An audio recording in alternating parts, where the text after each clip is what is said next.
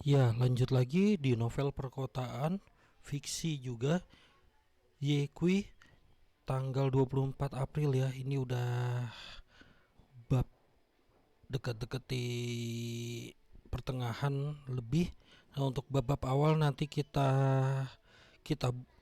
upload, kita buat apa kalau yesnya udah kelar. Jadi kita satu-satu ngerjain novelnya. Terima kasih. Kota itu sibuk, suara klakson bergema, dan dari situlah episode berlanjut. Suluzura menyesuaikan postur tubuhnya dan membelakangi Yekui, berbaring di atas tempat tidur penerima. Ketika Yekui membuka blokir 8 meridiannya sebelumnya, Suluzura seperti berada di dalam tungku karena obatnya terlalu kuat, dan pakaiannya sudah lama basah kuyup oleh keringat. Saat dia merosot seperti ini, itu membuat pakaiannya menjadi agak ketat namun tetap tersembunyi. Itu menggoda. Nafas Yekui sedikit tersengal dan dia tidak bisa menahan diri untuk tidak melihat punggung Suluzang selama 2 detik lagi. Tiba-tiba, suara batuk Bai Bing terdengar di telinganya. Yekui kembali sadar dan memutar kepalanya untuk melihat Bai Bing, hanya untuk melihat yang terakhir memelototinya dengan tatapan dingin. Sepertinya itu memperingatkannya, lihat lagi dan hati-hati, saya tidak akan mengampuni Anda. Yekui berkata dengan lembut seolah-olah dia tidak melihatnya. Lok Sakura, lepaskan pakaianmu. Saat itu, mata indah Bai Bing melotot dan dia ingin naik dan meraih telinga Yekui. Perlakuan macam apa yang membuatmu harus melepas pakaianmu berulang kali? Kamu sengaja membuatku cemburu, bukan? Tunggu aku, dasar pria. Bai Bing merasa kecut dan marah di dalam hati. Suluzang sangat kering kali ini, dan segera melepas pakaiannya setelah mendengar kata-kata Yekui. Seketika itu juga, punggung yang indah sekali lagi disajikan di depan mata Yekui. Itu seperti porselen putih yang luar biasa yang dikembangkan di Jingdezhen, memancarkan kilau yang menawan. Sempurna dan tanpa celah, Yekui berkata, meridian ke-9 yang tersumbat tersembunyi di tulang belakang. Meridian ini adalah yang paling sulit untuk dibuka. Jika Anda berhasil, maka Anda akan sembuh total. Suluzura berkata, Dokter Ye, saya siap, ayo. Bai Bing sedikit mengernyit. Mengapa kata-kata Suluzura terdengar agak aneh? Atau apakah saya terlalu memikirkannya? Ye Kui mengambil 49 jarum emas sepanjang 5 inci dan menyerahkannya kepada Bai Bing, menginstruksikan, Saudari Bing, bantu desinfektan. Bai Bing mengambil jarum emas dan menggunakan spons alkohol untuk mendisinfeksi mereka. Di sisi lain, Ye Kui mengambil sepotong hesou sepanjang 10 cm, menghancurkannya menjadi bubuk dan menyeduhnya dengan air hangat. Namun, dia tidak membiarkan Suluzang mengambilnya, tetapi menyisihkannya. Setelah Bai Bing selesai mensterilkan 49 jarum emas, mata Ye Kui tertuju pada punggung Suluzura, dan kemudian, tangannya jatuh pada saat yang sama. Saat tangan Ye Kui menyentuh punggung Suluzura, seluruh tubuh Suluzura menegang dan gumaman keluar dari mulutnya. Kulit di punggungnya memerah dengan lapisan merah muda dengan kecepatan yang terlihat dengan mata telanjang, seolah-olah itu adalah bunga persik yang sedang mekar. Jangan gugup, tidak apa-apa. Ye Kui berkata dengan lembut. Iya, Suluzang memberikan lembut, tapi dia masih sangat pemalu. Ye Kui tidak peduli dan perlahan-lahan menekan tangannya di sepanjang tulang belakang Suluzura, dari atas ke bawah. Suluzura belum pernah seintim ini dengan seorang pria sebelumnya, dan wajahnya yang cantik memerah karena malu. Sekitar beberapa menit berlalu, baru setelah itu Ye Kui menghentikan tangannya, dan kemudian tangannya mengulurkan tangan, jarum emas. Bai Bing dengan cepat menyerahkan jarum emas yang telah disterilkan ke tangan Ye Kui. Dengan wajah serius, Ye Kui menggunakan ibu jari dan telunjuk kanannya untuk mencubit jarum emas dan perlahan memutarnya, menancapkannya ke titik akupuntur tulang belakang Suluzang. Tusukan ini memakan waktu 30 detik penuh. 30 detik terasa cepat bagi dokter lain, tapi sangat lambat bagi Ye Kui. Anda harus tahu bahwa ketika Ye Kui menusukkan jarum, dia sangat cepat dan bisa menusukkan jarum dalam waktu hampir 1 detik. Tapi jarum ini membutuhkan waktu yang lama. Jarum emas. Ye Kui berteriak, lagi. Bai Bing memberinya jarum emas lagi. Ye Kui membutuhkan waktu 30 detik yang sama untuk meletakkan jarum emas kedua. Begitu saja, Ye Kui menusuk 18 jarum emas dalam satu tarikan napas. Dari jarum emas ke-19 dan seterusnya, kecepatan Ye Kui menjadi lebih lambat. Butuh waktu hampir 1 menit untuk menusuk satu jarum. Melihat dahi Ye Kui berlumuran keringat, Bai Bing sedikit tertekan dan mengeluarkan tisu dari tasnya dan dengan lembut menyeka keringat Ye Kui.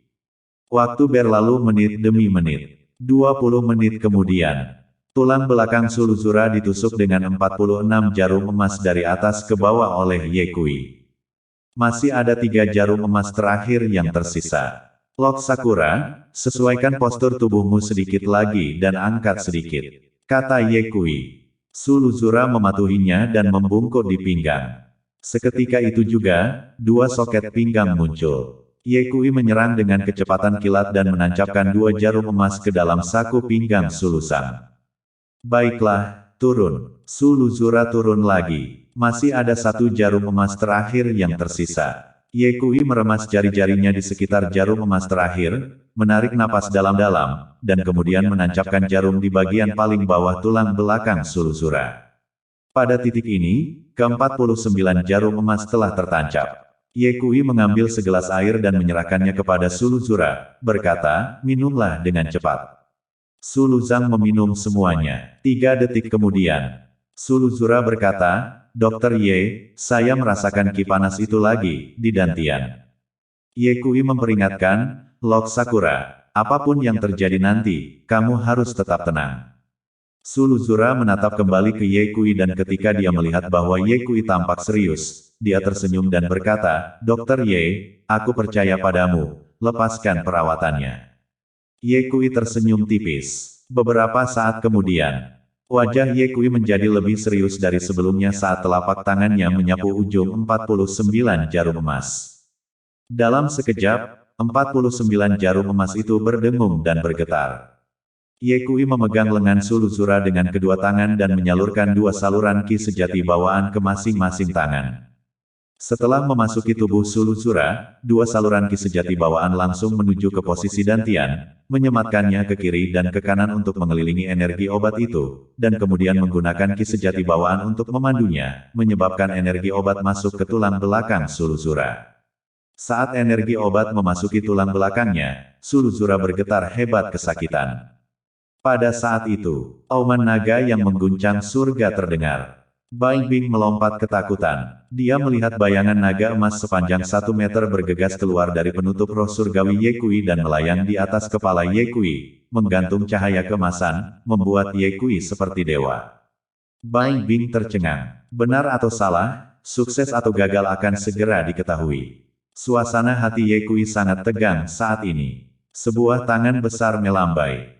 Saluran ki sejati bawaan yang tergantung di atas kepala Ye Kui dengan cepat melingkari lengannya. Mengikuti dari dekat, telapak tangan Ye Kui dengan lembut menekan punggung Sulusang. Inate Truki sekali lagi mengeluarkan raungan naga yang menghancurkan surga, melepaskan diri dari lengan Ye Kui dan dengan cepat membungkus 49 jarum emas. Dalam sekejap mata, mereka memasuki tulang belakang Suluzura. Saat ki sejati masuk, kekuatan yang tak bisa dijelaskan dan luar biasa tiba-tiba muncul dari dalam tubuh Suluzura, langsung mengguncang Ye Kui. Dar, pintu yang ditabrak Ye Kui. Pada saat yang sama, tubuh Suluzang bergetar hebat dan darah dimuntahkan dari mulutnya. Ye Kui, apa kabar? Bai Bing hendak berlari untuk membantu Ye Kui berdiri ketika dia mendengar Ye Kui berkata dengan segera, pergi dan periksa kondisi Luo Juo. Bai Bing baru saja berjalan ke tempat tidur resepsi ketika kepala Suluzura tertunduk. Bai Bing terkejut. Sambil mengulurkan tangan, dia memeriksa. Wajah cantik pucat berkata, Ye Kui, Cherry yang jatuh tidak bernafas. Wajah Ye Kui berubah drastis saat dia tiba di depan Suluzang dengan langkah panah dan mengulurkan tangan. Benar saja, tidak ada napas. Bai Bing panik, Ye Kui, apakah Suluzang? Aku tidak akan membiarkan dia mati. Ye Kui dengan cepat mengeluarkan jarum emas dan menikamnya ke titik akupuntur Bai Hui Suluzang seperti kilat. Segera setelah itu, dia dengan cepat mengambil Suluzura dan mengeluarkan 3 jarum emas lagi dan menancapkannya di dadanya. Setelah keempat jarum emas itu disetrum, Ye Kui tidak berhenti. Saudari Bing, bantu aku memeluknya. Bai Bing buru-buru memegang bahu Suluzang. Ye Kui memegang 2 jarum emas di masing-masing tangan dan menancapkannya ke pelipis Suluzura di kedua sisi dahinya pada saat yang bersamaan. 6 jarum untuk mengembalikan matahari. Setelah melakukan ini, tangan kanan Ye Kui menyapu dari tulang punggung Suluzura. Seketika, 49 jarum emas yang sebelumnya tertancap di tulang belakang diambil. Ye Kui menekan telapak tangannya di dahi Suluzura lagi dan dengan panik menyalurkan energi internalnya ke dalam tubuh Suluzura. Itu berlangsung selama 20 menit. 20 menit kemudian, energi internal dalam tubuh Ye Kui habis. Segera setelah itu, dia menyalurkan ki sejati bawaannya ke dalam tubuh Suluzang. Waktu perlahan berlalu. 15 menit. Akhirnya, tubuh Suluzura bereaksi. Tubuhnya bergetar dan darah hitam mengalir dari sudut mulutnya. Beberapa saat kemudian, dia perlahan membuka kelopak matanya. Namun, Ye Kui bahkan tidak menarik tangannya. 30 menit penuh berlalu. Wajah Suluzang kembali memerah, dan baru kemudian Ye Kui melepaskan tangannya. Saat itu wajahnya pucat seperti kertas. Lok Sakura, bagaimana perasaanmu sekarang? Ye Kui bertanya. Jauh lebih baik, Dokter Ye, terima kasih. Suluzura berkata dengan penuh syukur. Tidak perlu berterima kasih padaku, aku gagal. Ye Kui berkata, saya tidak dapat membuka blokir meridian ke-9 yang diblokir. Suluzang tertegun. Dia mengira Ye Kui telah berhasil, tetapi dia tidak mengharapkan hasil ini. Bai Bing agak tidak percaya, dia tahu keterampilan medis Ye Kui. Di masa lalu, ketika dia menemukan penyakit yang sulit dan sulit, selama Ye Kui bergerak, dia pasti bisa menyembuhkannya dalam waktu yang sangat singkat. Dia tidak pernah menyangka bahwa Ye Kui akan gagal kali ini. Ini menunjukkan, situasi Suluzura sangat rumit. Sebenarnya, aku harus minta maaf padamu, barusan hanya sedikit dekat dan kamu harum, aku menyebabkan kamu mati. Ye Kui meminta maaf. Dokter Ye, kamu tidak boleh mengatakan itu, kamu membantuku menemukan ramuan berusia 1000 tahun dan membantuku dalam perawatanku. Aku sudah sangat berterima kasih padamu. Mengenai tidak sembuh, itu bukan salahmu, itu semua adalah takdirku. Dokter Ye, Anda tidak perlu menyalahkan diri sendiri. Suluzang takut Ye Kui akan merasa bersalah dan menambahkan, selain itu, ada 9 meridian yang diblokir dan Anda membantu saya membuka blokir 8 di antaranya, itu sudah sangat mengesankan. Dokter Ye, karena 8 meridian telah dibersihkan, apakah itu berarti saya masih bisa hidup lebih lama? Ye Kui terdiam sejenak dan menganggukkan kepalanya. Senyuman manis muncul di wajah Suluzura saat dia mengucapkan terima kasih kepada Ye Kui sekali lagi. Dokter Ye, terima kasih. Tidak perlu berterima kasih. Sebelum Ye Kui dapat menyelesaikan kata-katanya, matanya tiba-tiba menjadi hitam dan dia tampak seperti akan jatuh ke tanah. Suluzang buru-buru membuka tangannya, siap untuk menggendong Ye Kui. Dia tidak mengenakan pakaian di tubuhnya, jadi jika dia diizinkan untuk memeluk Ye Kui, maka Bai Bing, wanita yang cemburu, pasti akan terjatuh. Dengan demikian, sebuah pemandangan aneh muncul. Saat tubuh Ye Kui mencondongkan tubuh ke depan, dia tiba-tiba memutar arahnya dan jatuh ke pelukan Bai Bing sebelum kesadarannya memudar. Ketika Ye Kui membuka matanya, matahari bersinar terang di dalam ruangan. Sudah bangun. Apakah Anda ingin beristirahat lebih lama? Bai Bing duduk di samping ranjang rumah sakit dengan wajah prihatin. Saya baik-baik saja. Ye Kui tersenyum dan melirik sekilas, menyadari bahwa ini adalah bangsal perawatan intensif rumah sakit Jiangsu. Bagaimana kabar Lok Sakura? Ye Kui bertanya. Kamu sendiri dalam keadaan seperti itu, dan kamu masih peduli dengan orang lain, kamu tidak tahu betapa pentingnya wanita ini bagimu. Bai Bing mengeluh dan berkata, Suluzang baik-baik saja, dia sedang bekerja. Ye Kui berkata, Saudari Bing, ada sesuatu yang perlu saya repotkan. Bawalah Suluzang ke klinik spesialis dan kemudian batasi jumlah konsultasi yang dia terima setiap hari dan cobalah untuk membiarkannya beristirahat lebih banyak setiap hari. Kenapa? Bai Bing bingung dan menambahkan, Su Luzang sangat ahli dalam bidang kedokteran. Ketika Anda tidak berada di Departemen Pengobatan Tiongkok, dia adalah tulang punggung Departemen Pengobatan Tiongkok. Dia tidak boleh terlalu lelah. Ye Kui berkata, saya tidak memberitahu Su Luzang bahwa, pada kenyataannya, hari-harinya sudah habis. Apa? Bai Bing terdiam sejenak, lalu berkata, bukankah kamu membantunya membuka blokir 8 meridian? Kamu juga mengatakan padanya bahwa dia bisa hidup lebih lama. Petik 2. Aku berbohong padanya. Ye Kui berkata, tidak hanya kali ini pengobatannya tidak berhasil, tetapi juga gagal total.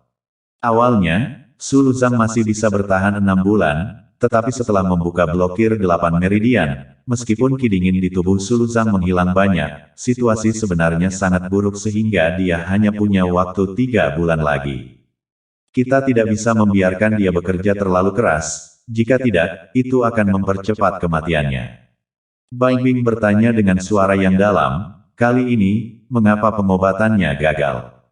Ye Kui menggelengkan kepalanya. Dia juga tidak mengetahuinya. Ye Kui tidak mengerti mengapa kekuatan besar tiba-tiba muncul di tubuh Su Luzang ketika pengobatan telah mencapai langkah terakhir dan akan berhasil. Kekuatan ini tidak hanya mengguncangnya keluar dari ruangan, tetapi juga mengguncang kekuatan obat dari 1000 tahun He Shou. Justru karena hal inilah pengobatan itu gagal. Oke. Saya akan mendengarkan Anda, saya akan membuat pengaturan nanti untuk meringankan beban kerja Su Luzang. Bai Bing bertanya, kalau begitu, tubuh Su Luzang. Aku akan memikirkan caranya. Ye Kui berkata, dia masih punya waktu 3 bulan untuk hidup, dalam 3 bulan ini saya akan mencoba mencari cara untuk menyelamatkannya. Ngomong-ngomong, akulah yang melakukannya. Kalau tidak, dia akan tetap hidup untuk waktu yang lebih lama. Saya tidak akan pernah menyerah sampai menit terakhir. Bai Bing melihat Ye Kui menyalahkan dirinya sendiri dan berkata dengan menghibur, kamu telah melakukan pekerjaan dengan baik. Kita adalah dokter bukan dewa, tidak peduli siapa pasiennya, selama kita melakukan yang terbaik dan memiliki hati nurani yang bersih. Benar, Saudari Bing, sudah berapa lama saya koma? Ye Kui bertanya. Kamu koma tadi malam, kamu tidur sepanjang malam. Bai Bing mengeluh, melihatmu tidak sadarkan diri saat itu membuatku takut setengah mati. Ye Kui, aku mengerti perasaanmu tentang menyelamatkan orang, tapi aku harus mengingatkanmu bahwa kamu tidak boleh terlalu putus asa di masa depan. Kamu harus mencintai tubuhmu, jika terjadi sesuatu padamu, apa yang harus kulakukan? Ye Kui tertawa, jangan khawatir Saudari Bing, aku punya ide bagus. Jika kamu tahu, mengapa kamu masih koma? Bai Bing berkata, hari ini kamu tidak diizinkan pergi kemanapun, kamu tidak diizinkan melakukan apapun, berbaring saja di sini dan rawat tubuhmu dengan baik. Kamu tidak perlu melakukan itu, kan? Ye Kui berkata sambil tersenyum pahit, tubuhku sudah sehat. Aku tidak peduli, bagaimanapun juga kamu harus berbaring di sini hari ini. Bai Bing berkata dengan tegas. Mata Ye Kui berputar 2 kali dan bertanya, Saudari Bing, kamu benar-benar tidak akan membiarkan aku melakukan apapun. Oke, aku tidak bisa berbuat apa-apa lagi. Bagaimana denganmu? Setelah mendengar kata-kata Ye Kui, wajah cantik Bai Bing berubah menjadi merah dan dia segera berdiri dan berkata, hari ini kamu akan berbaring di sini dan beristirahat, kamu tidak diizinkan pergi kemanapun. Saya masih memiliki pekerjaan yang harus diurus. Aku akan pergi dulu. Tepat pada saat ini, Ye Kui tiba-tiba meraih tangan kanan Bai Bing dan membawanya ke arah dirinya sendiri. Bai Bing berteriak, goyah di atas kakinya, dan seluruh tubuhnya jatuh ke ranjang rumah sakit. Dengan mata yang tajam, Ye Kui tidak menunggu Bai Bing bereaksi dan dengan cepat berguling, menjepit Bai Bing. Bai Bing sangat malu dan cemas sehingga dia berteriak, Ye Kui, apa yang kamu lakukan? Cepat lepaskan aku. Ini adalah bangsal. Ada apa dengan bangsal? Ye Kui berkata dengan nada bercanda, Saudari Bing, apakah kamu merindukanku? Aku tidak merindukanmu. Cepat lepaskan aku. Bai Bing berkata dengan tajam. Ye Kui tidak hanya tidak melepaskan Bai Bing, tetapi dia mencium Bai Bing di lehernya, dan segera, wajah Bai Bing memerah dan matanya dipenuhi air. Namun, dia tidak kehilangan akal sehatnya. Ye Kui, Jangan lakukan hal yang tidak masuk akal, ini adalah bangsal perawatan intensif. Kalau ada yang melihatmu, itu akan merepotkan. Kata Bai Bing. Saudari Bing, sejak kapan nyalimu menjadi begitu kecil? Ye Kui tertawa, jangan khawatir, jika ada orang yang mendekat ke sini, mereka tidak akan bisa lepas dari persepsiku. Bai Bing menambahkan, kamu baru saja bangun, tubuhmu masih belum sehat. Ye Kui tersenyum dan berkata, jika tubuh saya tidak sehat, tidakkah Anda akan tahu jika Anda mencobanya? Tidak, Ye Kui, jangan panggil aku dengan namaku, panggil aku suami. Ye Kui tiba-tiba menjadi mendominasi. Bai Bing memohon, sayang, aku mohon, jangan di sini, oke. Jika kamu benar-benar ingin, ayo kita pulang, oke. Saudari Bing, kamu tidak tahu, rumah tidak terasa sama seperti di sini. Saat kata-kata Ye Kui jatuh, dia langsung pergi. Bai Bing setengah mendorong dan setengah menurut. Cinta ada di udara. Ye Kui menarik selimut dan menutupi mereka berdua. Pertempuran yang manis berkecamuk. Setelah perselingkuhan, Bai Bing yang berbaring di pelukan Ye Kui berkata, kamu terlalu baik pada Sulu Zhang, bukan? Kamu benar-benar pergi jauh-jauh ke Gunung Wudang untuk meminta ramuan 1000 tahun untuknya.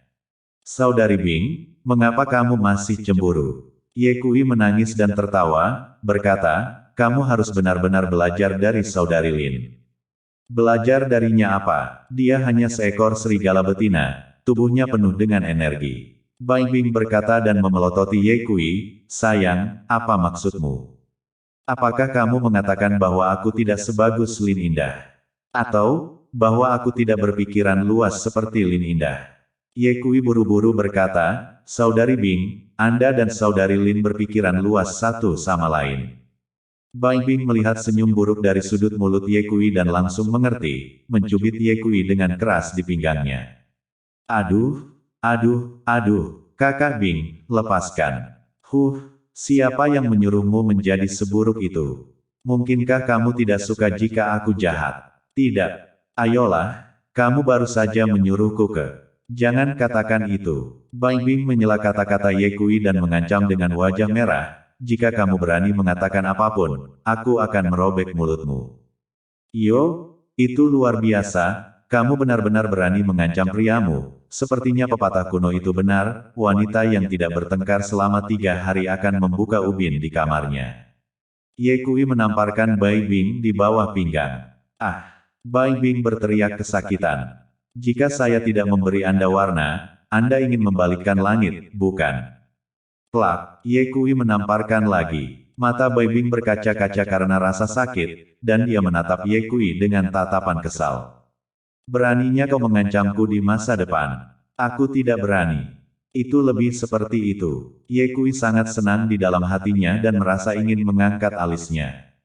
Wanita itu seperti anak-anak, mereka harus dipukuli jika mereka tidak patuh, baik sampai dia patuh atau sampai mereka berlutut di atas durian. Namun, kesenangan Ye Kui yang tak terkendali hanya berlangsung selama 3 detik. 3 detik kemudian, Ye Kui, kamu benar-benar berani memukulku, bagus. Sangat bagus. Saya telah memutuskan, saya tidak akan bekerja hari ini.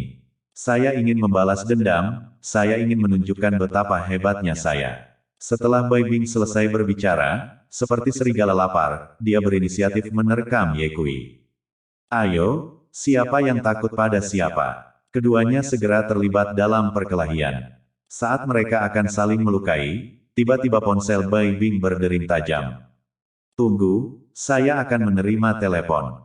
Bai Bing selesai terengah-engah, mengambil telepon dan melirik ide penelepon, menemukan bahwa itu dari Biro Li, tangan yang bertanggung jawab atas perawatan medis dan kesehatan di Jiangsu, dan segera memberi isyarat pada Ye Kui, memberi isyarat agar dia tidak berbicara.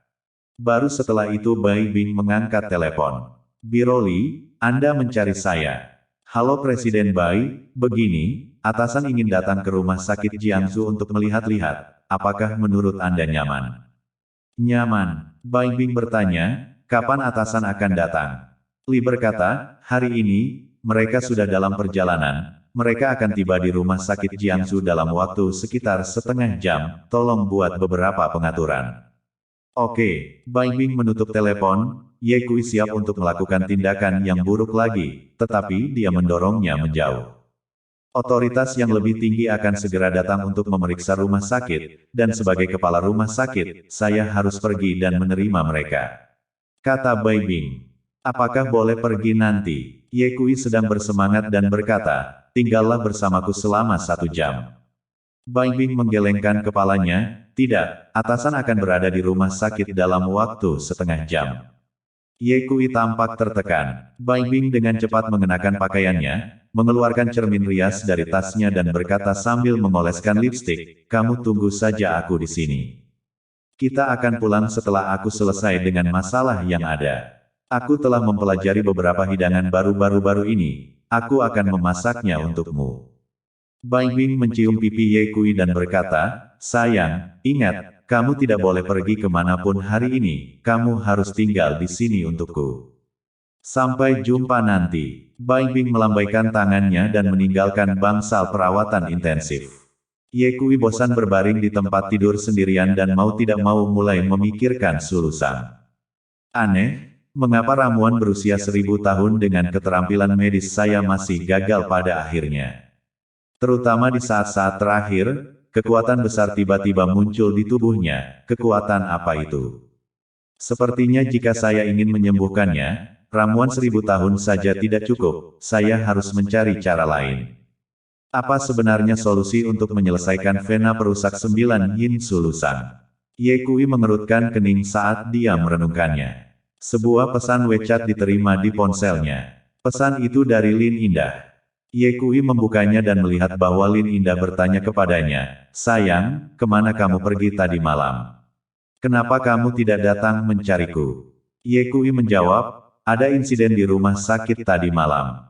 Lin Jianqian bertanya lagi, sayang, kapan kamu akan datang mencariku? Aku ada di perusahaan.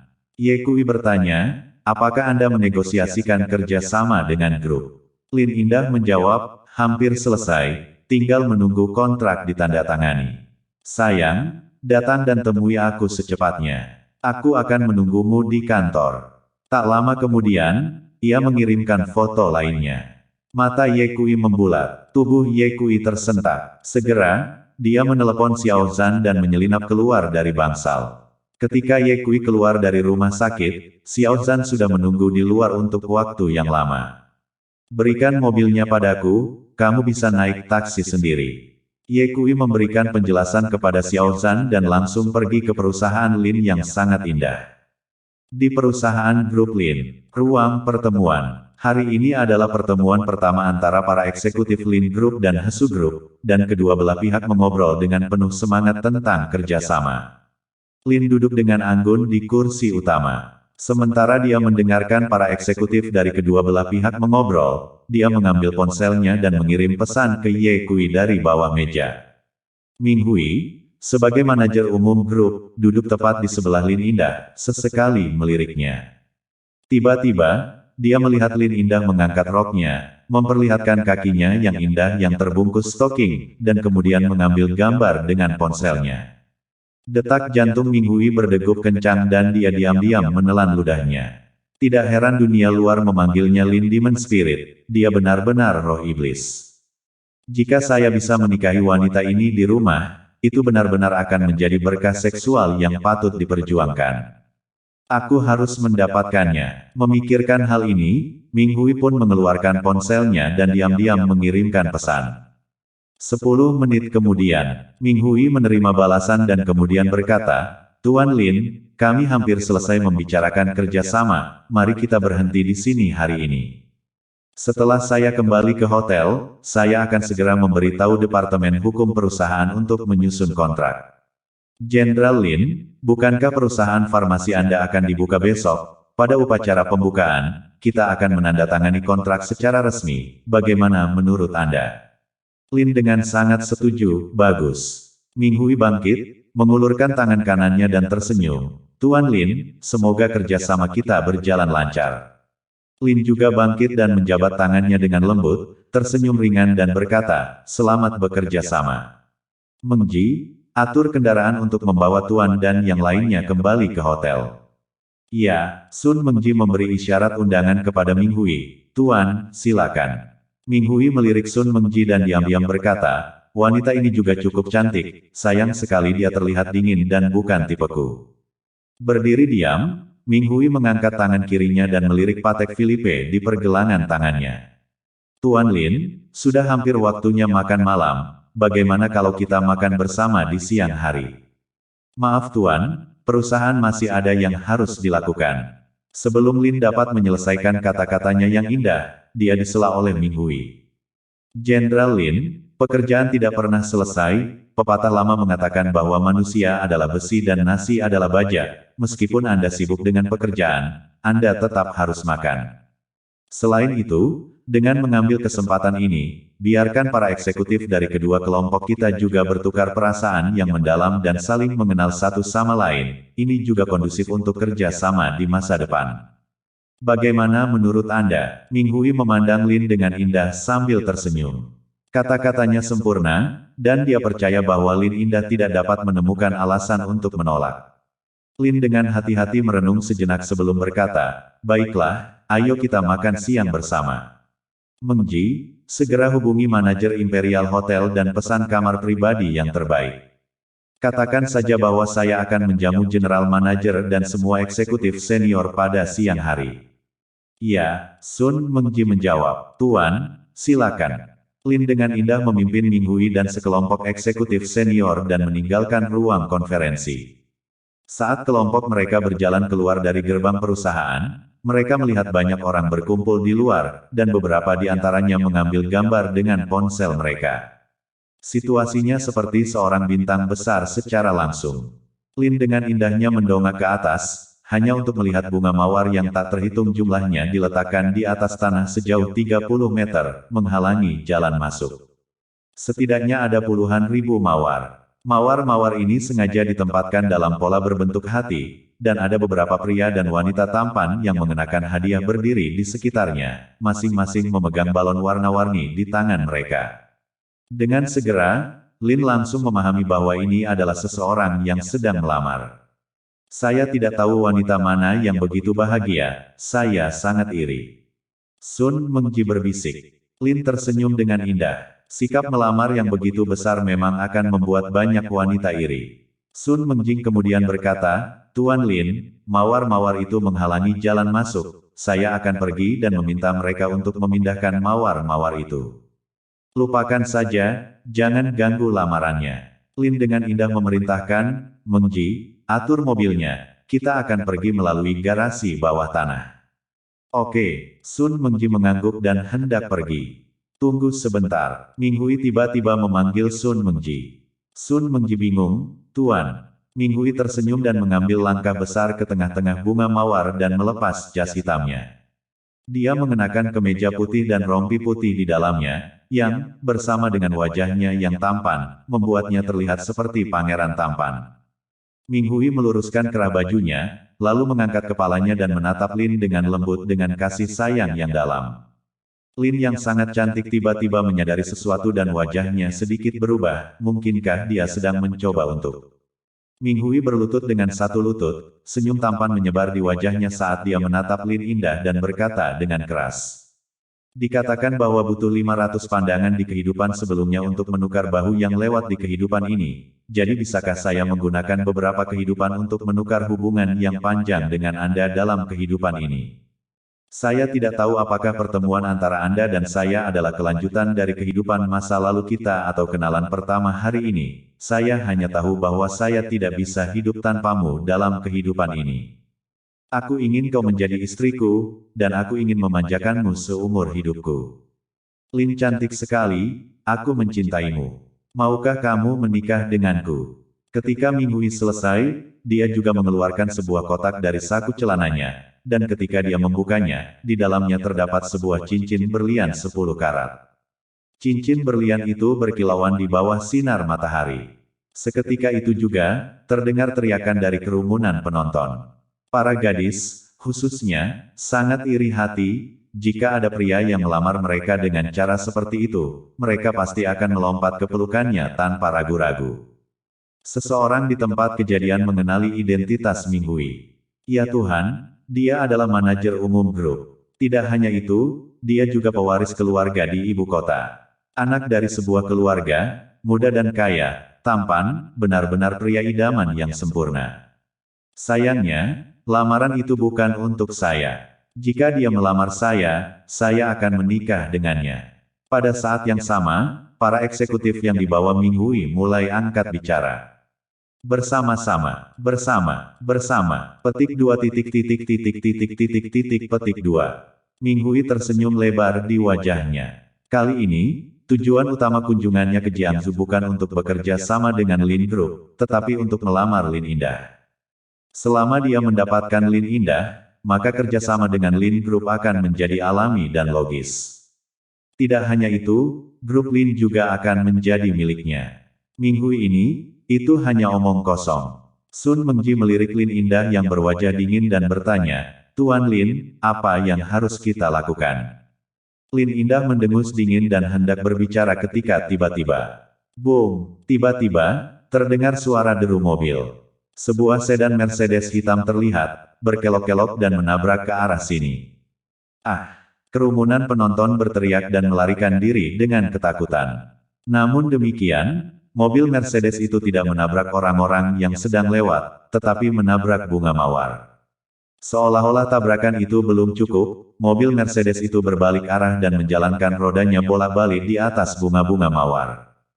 Hanya dalam beberapa saat, puluhan ribu bunga mawar hancur tak bersisa. Tak lama kemudian, mobil Mercedes-Benz itu melakukan drift yang luar biasa dan menyapu Ming Hui, membawa awan kotoran, memercik ke kepala, wajah dan pakaian putih Ming Hui. Dalam sekejap mata, Ming Hui berubah dari seorang pangeran tampan yang tenang menjadi berantakan. Mobil Mercedes itu berhenti di depan Lin yang sangat indah.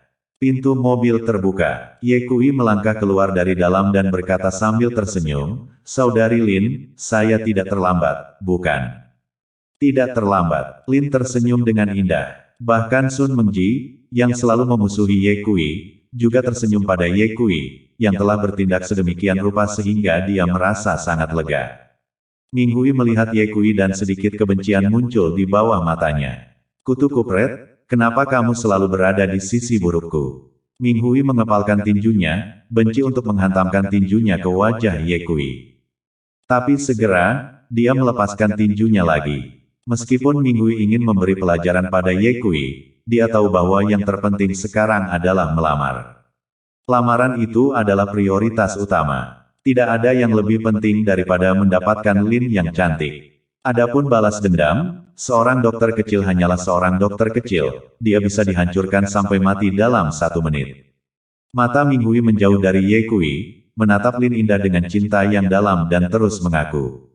Indah, aku tidak akan mengucapkan terlalu banyak kata-kata manis, aku hanya ingin bersamamu. Selama kamu setuju, mulai sekarang, kamu adalah segalanya bagiku. Aku ingin menggunakan seluruh hidupku untuk melindungimu dan memberimu kebahagiaan. Aku merindukan rumah yang hangat di mana aku dapat melihatmu setiap saat. Cantik, jadilah ratu di rumah ini. Puff. Ye Kui tertawa terbahak-bahak. Saudari Lin, siapa yang kurang konyol ini? Lin berkata dengan indah, dia adalah Ming Hui, manajer umum grup. Oh. Jejak keterkejutan muncul di mata Ye Kui saat dia menoleh untuk melihat Ming Hui dan berkata, Aku bilang, apakah kamu terlalu banyak menonton drama idola yang mematikan otak? Bagaimana kamu bisa mengucapkan kata-kata pengakuan yang begitu buruk? Apakah itu canggung? Ming Hui dengan dingin menyapu pandangan ke arah Ye Kui dan berkata, Nak, saya menyarankan Anda lebih baik tidak membuat masalah, jika tidak, saya tidak akan melepaskan Anda. Cepatlah dan pergilah. Oke, aku akan pergi. Ye Kui berkata, Saudari Lin, ayo pergi. Lin dengan indah menganggukkan kepalanya dan mengikuti Ye Kui pergi. Diam, Ming Hui dengan cepat berhenti di depan Lin yang sangat cantik, terus berlutut dengan satu kaki, menyerahkan cincin berlian itu kepada Lin yang sangat cantik dan berkata dengan sedikit nada memohon, Cantik, maukah kamu menikah denganku? Ye Kui sedikit kesal, Tuan, sadarlah, jangan membuat malu. Ming Hui menatap Ye Kui dengan ekspresi tidak senang, apa maksudmu? Ye Kui berkata, Saudari Lin, Kamu adalah wanita yang tidak akan pernah bisa kamu kejar, lebih baik kamu mati sebelum terlambat. Bagaimana kamu tahu aku tidak bisa mengejarnya? Ming Hui berkata, bahkan jika Indah tidak mengatakan ya padaku sekarang, aku percaya bahwa selama aku tidak pernah menyerah, suatu hari dia akan tersentuh oleh ketulusanku. Tuan, Lin Indah menyela kata-kata Ming Hui dan berkata dengan acuh tak acuh, bangunlah sekarang, sebelum kamu mempermalukan dirimu sendiri. Ming Hui menggelengkan kepalanya, Indah, jika Anda tidak menyetujui lamaran saya, maka saya akan berlutut di sini dan tidak akan pernah bangun. Ketika gadis-gadis di sekelilingnya mendengar kata-katanya, mereka semua menangis. Sangat terharu, Sao benar-benar pria yang tergila-gila. Jika ada pria yang memperlakukan saya seperti ini, saya pasti akan menikah dengannya. Sekarang Tuan Lin harus mengatakan ya, kan? Tanpa diduga, wajah cantik Lin menjadi semakin dingin. Ming Hui, karena kamu suka berlutut, maka berlututlah. Lin Indah selesai berbicara, menarik Ye Kui dan pergi. Ming Hui tercengang. Dia setidaknya adalah manajer umum grup, dan grup Lin masih harus bekerja sama dengannya. Jadi bagaimana mungkin Lin yang sangat cantik tidak memberikan wajah? Anda tahu, ini di depan banyak orang. Indah, kamu tidak bisa pergi. Ming Hui dengan cepat berdiri dan menghalangi jalan Lin, berkata, cantik sekali, aku sudah lama mempersiapkan diri untuk melamarmu, kamu tidak bisa pergi begitu saja. Cantik sekali, aku sangat menyukaimu. Indah, aku, Ming Hui, jika saya ingat dengan benar, ini pertama kalinya kita bertemu, kan? Lin Indah berkata, pertama kali kamu bertemu, kamu melamarku, terima kasih sudah memikirkannya, siapa yang memberimu keberanian? Ini cinta, Ming Hui memiliki wajah yang tulus, itu adalah cinta yang memberiku keberanian. Lin tertawa dengan indah, apa yang kamu ketahui tentang cinta? Ming Hui, Indah, dengarkan aku. Jika bukan karena fakta bahwa Lin Indah ingin bekerja sama dengan grup, dia pasti sudah lama mengambil tindakan, berteriak dengan suara yang dalam, anjing yang baik tidak menghalangi.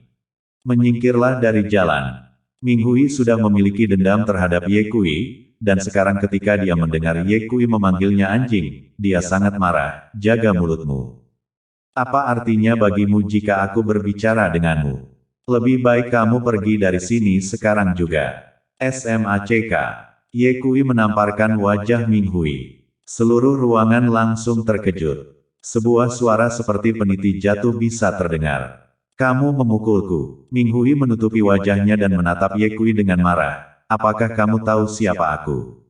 Ya, Ye Kui berkata, kamu adalah manajer umum grup, ayahmu adalah ketua grup, dan kamu juga pewaris keluarga di ibu kota. Mengetahui bahwa kamu masih berani memukulku.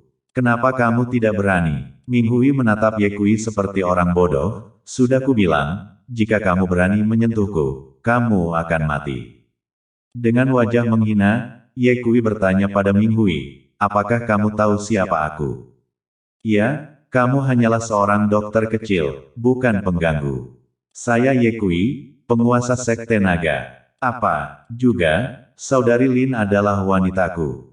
Saat kata-kata Ye Kui jatuh, dia melingkarkan lengannya di pinggang Lin yang lembut, dan Lin memanfaatkan situasi itu untuk meringkuk di pelukan Ye Kui dengan wajah bahagia. Terima kasih kepada Anda masih pewaris keluarga di ibu kota. Anda berani menyebut gertakan saya bahkan tanpa menyelidiki identitas saya pikir Andalah yang sudah mati. Tamparan, Ye Kui menamparkan wajah Ming Hui lagi dan berkata dengan sombong, aku akan mengalahkanmu, apa yang bisa kamu lakukan padaku? Ming Hui menutupi wajahnya, tidak bisa berkata apa-apa untuk waktu yang lama. Jika kamu berani melecehkan saudari Lin lagi, aku akan mengirimmu ke neraka. Ye Kui memperingatkan, meraih tangan Lin yang indah dan berangkat. Ming Hui berdiri di tempat, dan hanya setelah beberapa saat dia kembali sadar. Jika saya tidak membalas dendam untuk ini, saya bersumpah saya tidak akan menjadi seorang pria. Ming Hui mengepalkan tinjunya dengan erat dan mengertakkan gigi. Lin Indah, kamu pasti akan menyesal. Restoran Prancis. Ye Kui dan Lin dengan hati-hati duduk di kursi pojok. Meskipun siang hari, pencahayaannya gelap dan terlihat sangat murung. Apakah kamu pernah makan makanan Prancis sebelumnya? Lin bertanya dengan indah. Ye Kui menggelengkan kepalanya, saya tidak terlalu suka makanan barat.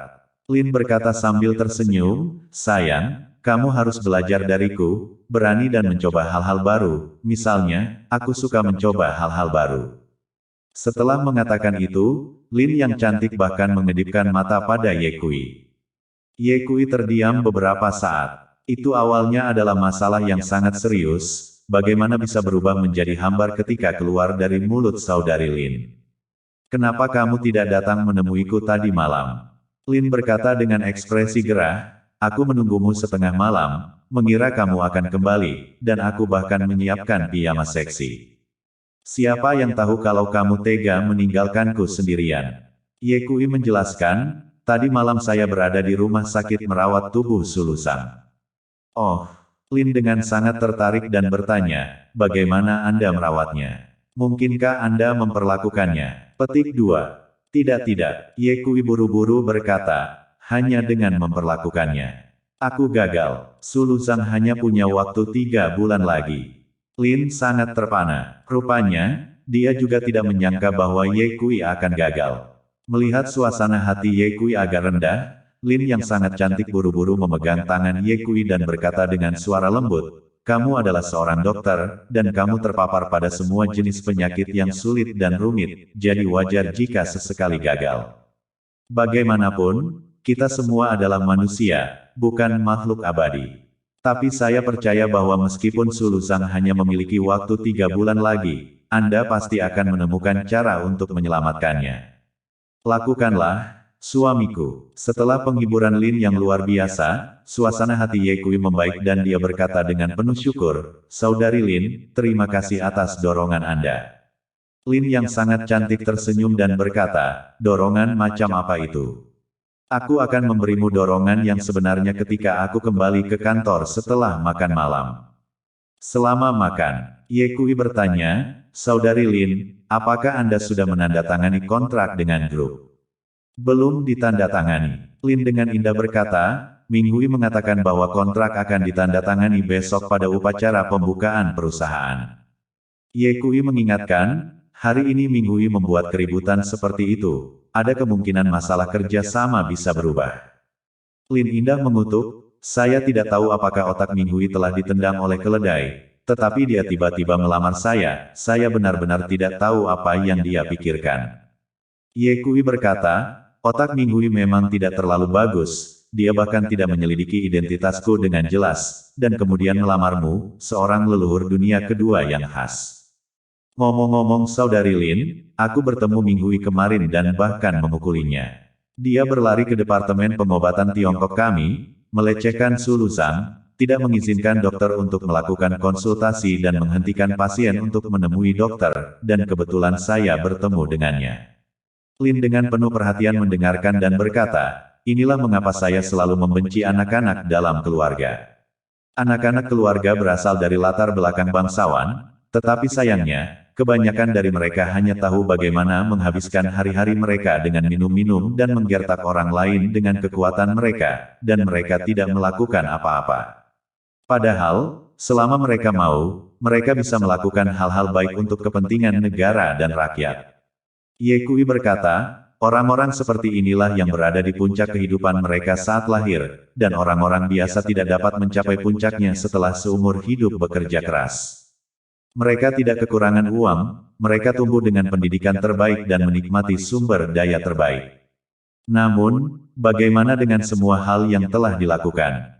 Ada beberapa yang baik, seperti Bai Yujing. Anak ini adalah seorang yang berkarakter, sangat disayangkan dia mengambil jalan yang jahat dan melangkah semakin jauh. Lin berkata dengan indah, lupakan saja, jangan bicarakan itu. Sayang, cepatlah makan. Setelah makan, kembalilah ke perusahaan dan lakukan bisnis. Saat Lin berbicara dengan indah, dia dengan sengaja meletakkan satu kaki di bawah meja di atas punggung kaki Ye Kui dan berusaha naik. Tiba-tiba, Ye Kui meraih betis Lin indah dan memegangnya di tangannya untuk bermain dengannya. Menyelesaikan makan, Lin indah membawa Ye Kui kembali ke perusahaan. Mereka berdua baru saja berjalan keluar dari kantor presiden ketika Sun Mengji tiba dan melaporkan, Tuan Lin, makan malam siang dengan para eksekutif grup telah dibatalkan. Lin yang sangat cantik tertawa dan berkata, sudah kuduga, Minggui dipukuli oleh Ye Kui, bagaimana mungkin dia punya muka untuk makan. Sun Mengji berkata, saya khawatir kerja sama dengan grup akan berubah. Tidak perlu khawatir, tunggu saja dan lihat apa yang terjadi. Lin dengan indah menyeret Ye Kui ke pintu dan menginstruksikan Sun Mengji, jika tidak ada yang sangat penting sore ini, jangan ganggu saya. Aku ingin menghabiskan waktu bersama Ye Kui sebagai pasangan.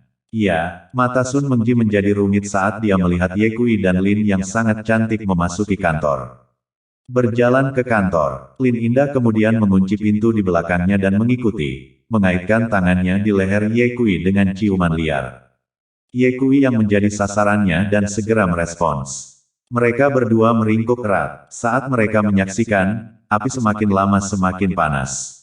Lin dengan indahnya mendorong Ye Kui menjauh secara tiba-tiba, lalu mengambil remote kontrol dari meja dan menekannya. Seketika itu juga, tirai perlahan-lahan menutup.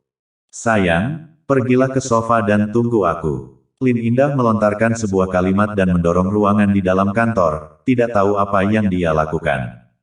Ye Kui menunggu beberapa menit sebelum Lin Indah keluar dari ruangan di dalam. Ternyata dia masuk untuk berganti pakaian. Lin Indah telah melepas pakaian profesional di tubuhnya dan berganti dengan pakaian pelayan berwarna merah muda, mengenakan dua telinga kelinci di kepalanya dan mengikat rambutnya menjadi kuncir kuda ganda, yang lucu dan imut. Sementara itu, dia juga melepas kaus kaki di kakinya, dan kedua kakinya yang putih dan indah, lurus dan ramping, bersama dengan roknya yang sangat pendek dan pendek, membuat orang berpikir tentang hal itu. Mata Ye Kui langsung menatap lurus. Lin dengan indah berbalik di depan Ye Kui, lalu bersandar di meja, tubuhnya sedikit miring, memamerkan sosok iblisnya sepenuhnya. Tidak hanya itu, dia juga memasukkan jari ke dalam mulutnya dan menggigitnya dengan gigi cangkangnya saat dia menatap Ye Kui dengan mata menggoda. Berpura-pura menjadi pemalu. Sayang, apakah kamu menyukainya? Ye Kui mengangguk dan dengan cepat berdiri dari sofa, tetapi tanpa diduga, saat dia berdiri, dia didorong ke bawah oleh Lin Indah. Ye Kui tampak bingung, saudari Lin, siapa kamu? Lin Indah berkata dengan serius, suamiku, kamu sangat lelah setiap hari, aku sangat patah hati. Biarkan budak menjadi pelayan hari ini dan melayani Anda dengan baik. Lin Indah berkata, berlutut di depan sofa, lalu membungkuk dan dengan lembut membantu Ye Kui melepas sepatunya. Kemudian datanglah ikat pinggang, pakaian. Ye Kui bersandar di sofa, di bawah belas kasihan Lin yang luar biasa. Lin yang sangat cantik seperti seorang pelayan, melayani Ye Kui dengan sebaik-baiknya.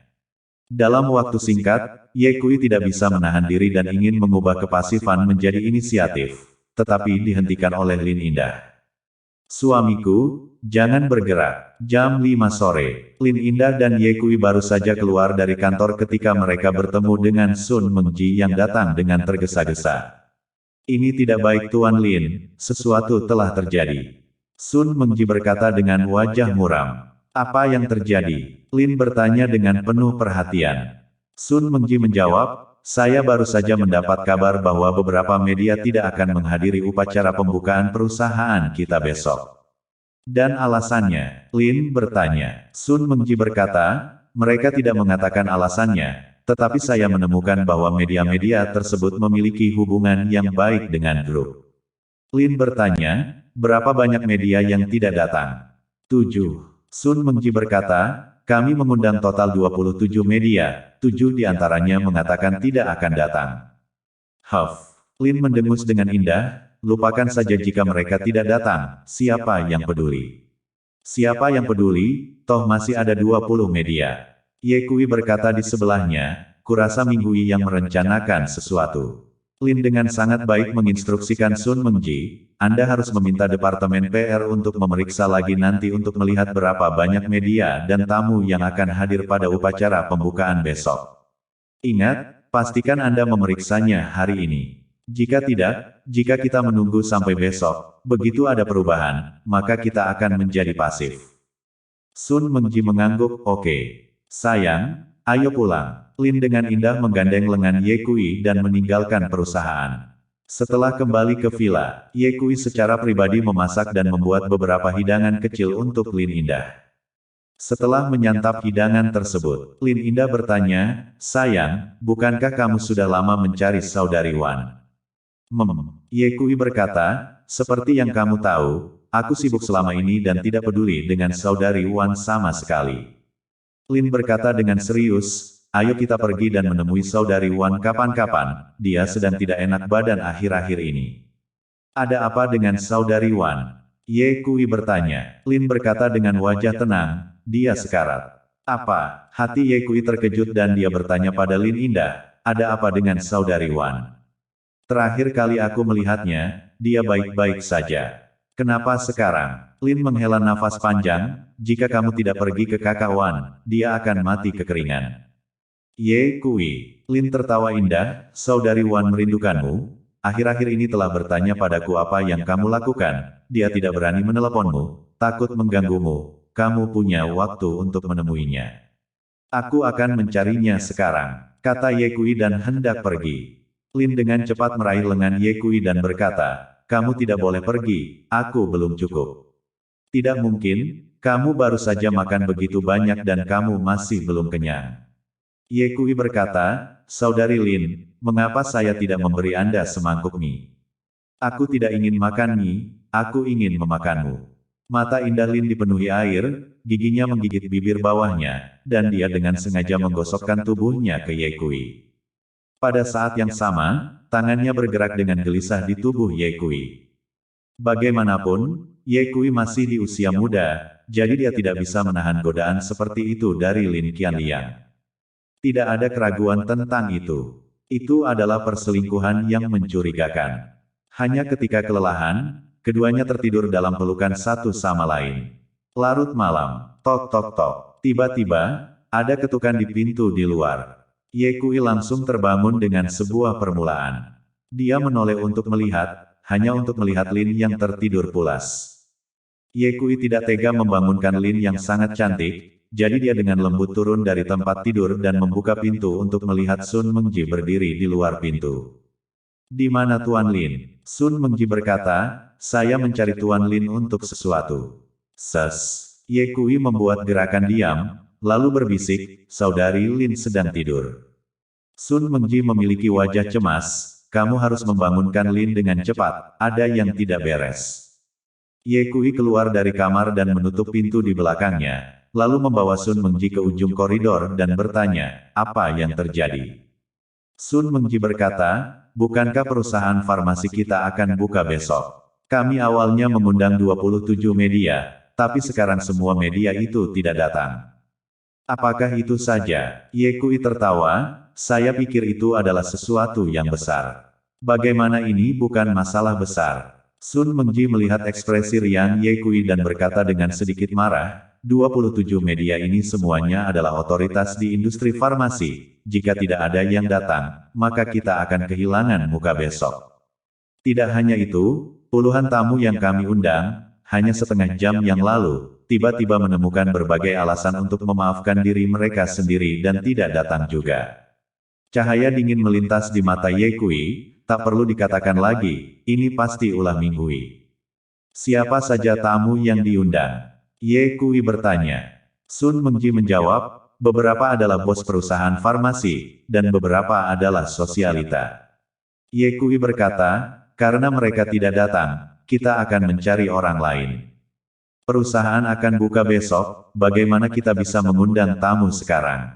Sun Mengji berkata, "Ye Kui, pergi dan panggil Tuan Lin, ini harus diketahui oleh Tuan Lin. Kita harus segera memikirkan sesuatu. Jika tidak, jika perusahaan dibuka besok, tanpa media dan tamu, kita akan menjadi bahan lelucon di industri ini." Ye Kui menggelengkan kepalanya, "Ini masalah kecil, tidak perlu mengkhawatirkan saudari Lin, itu hanya media dan tamu, aku akan mensuhusnya." "Ye Kui, kamu tidak mengerti." Sun Mengji berkata, "Para tamu yang kami undang sebelumnya tidak hanya datang ke pembukaan perusahaan, mereka juga akan menandatangani kontrak dengan perusahaan kami pada upacara pembukaan. Artinya, mereka akan membawa pesanan ke perusahaan kita. Awalnya, pesanan setidaknya 1 miliar. Bayangkan berapa banyak kehebohan yang akan ditimbulkan ketika perusahaan memiliki 1 miliar pesanan pada hari pembukaannya. Sebaiknya Anda bergegas dan panggil Tuan Lin, kita akan memikirkan sesuatu bersama-sama.